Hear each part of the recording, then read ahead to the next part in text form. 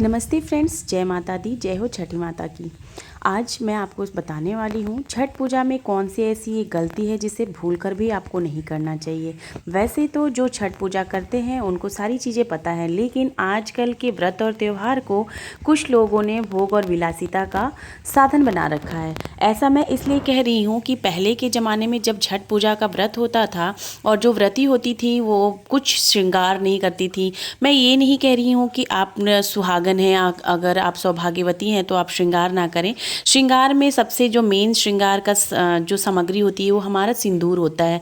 सिंदूर, बिछुए और चूड़ी और पायल और आलता, ये सारी चीज़ें हमारी श्रृंगार में आती है, बिंदी। लेकिन कुछ लोग अब क्या करने लगे हैं, छठ पूजा के दौरान भी लिपस्टिक और अन्य सारी सौंदर्य प्रसाधन का यूज़ करने लगे हैं। हालांकि मैं यहाँ पे ये क्लियर कर देना चाहती हूँ कि जो लोग व्रत नहीं करते हैं वो तो चाहे कुछ भी लगाएं, उससे कोई फ़र्क नहीं पड़ता।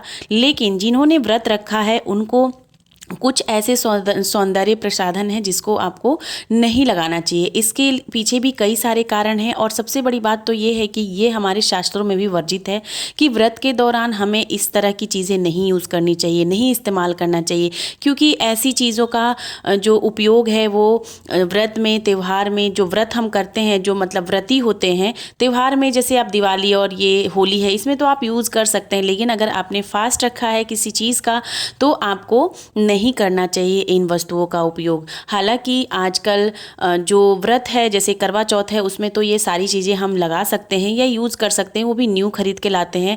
लगाना तो नहीं चाहिए, लेकिन ये श्रृंगार की चीज़ों में ही आप काउंट अगर करते हैं तो इसको लगाइए, मैं मना नहीं करूँगी। लेकिन व्रत जो है छठ का, ये बहुत ही कठिन और बहुत ही मानता हुआ व्रत है। इस व्रत में अगर थोड़ी सी भी छोटी सी कोई गलती होती है तो इसके जो परिणाम हैं वो आपको बहुत जल्दी देखने को मिल जाते हैं। इसलिए मैं आपको आगाह करना चाहती हूँ कि अगर आप छठ का व्रत कर रहे हैं आपको इन चीज़ों को ज़रूर अवॉइड करना चाहिए, यानी कि आपको इन सब चीज़ों को नहीं लगाना चाहिए, क्योंकि ये शास्त्रों के में वर्जित होने के साथ साथ इसके पीछे साइंटिफिक रीजन भी है कि अगर आप इन सब चीज़ों को यूज़ करते हैं, उपयोग करते हैं, तो इसका जो दुष्परिणाम है आपको मिलेगा ज़रूर।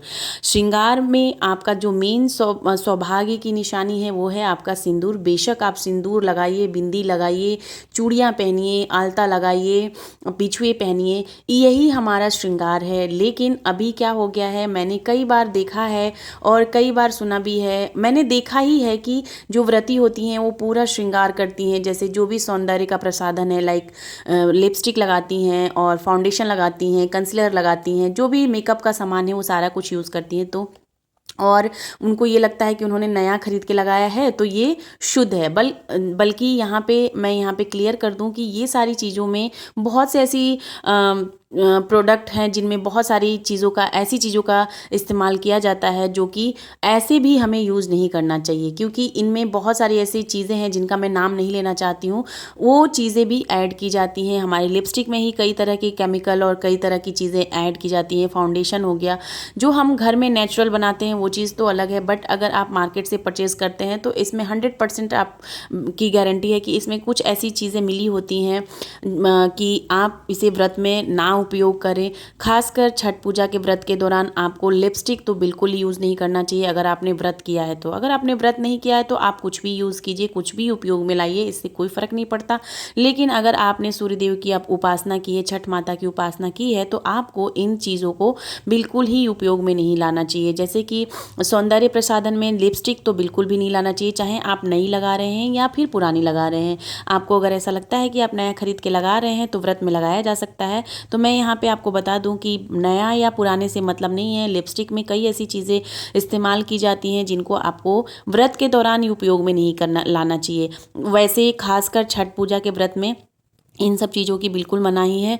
और प्रसाधन जो और है, जैसे कि पाउडर हो गया, पाउडर में भी बहुत सारी चीज़ें ऐसी यूज़ की जाती हैं जिसे हमें नहीं लगाना चाहिए। व्रत के दौरान की बात कर रही हूँ मैं, तो ये चीज़ें आपको बिल्कुल भी अवॉइड करना चाहिए और इस चीज़ों को बिल्कुल उपयोग में नहीं लाना चाहिए, क्योंकि इन चीज़ों में कई ऐसी चीज़ें होती हैं जो कि बिल्कुल ही वर्जित है। अगर आप ऐसा करते हैं तो माता छठ करें कि आपकी सारी जो भूल चूक है उसे माफ़ करें, लेकिन आप इसको उपयोग करने से बचिए, यही ज़्यादा अच्छा रहेगा।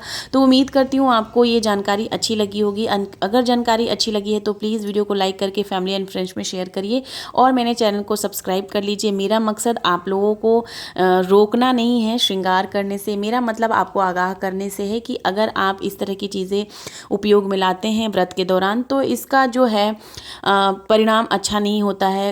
इसके इस्तेमाल से आपका जो व्रत है वो भंग हो सकता है, इसलिए मैं आपको यहाँ पे आगाह कर रही हूँ। तो चलिए फिर मिलती हूँ मैं नेक्स्ट वीडियो में। नेक्स्ट वीडियो में भी ऐसी कुछ यूज़फुल बातें लेके आऊँगी। और आपको मेरा अगर वीडियो पसंद आ रहा है तो प्लीज़ वीडियो को लाइक करके कमेंट कीजिएगा और फैमिली एंड फ्रेंड्स में ज़रूर शेयर कीजिएगा। चैनल पे अगर फर्स्ट टाइम आप मेरे चैनल को विजिट कर रहे हैं तो प्लीज़ चैनल को सब्सक्राइब करके बेल आइकन को ऑल पे सेट कर लीजिएगा ऐसी ही वीडियोज़ देखने के लिए। तब तक के लिए bye bye and take care. जय हो छठी माता की।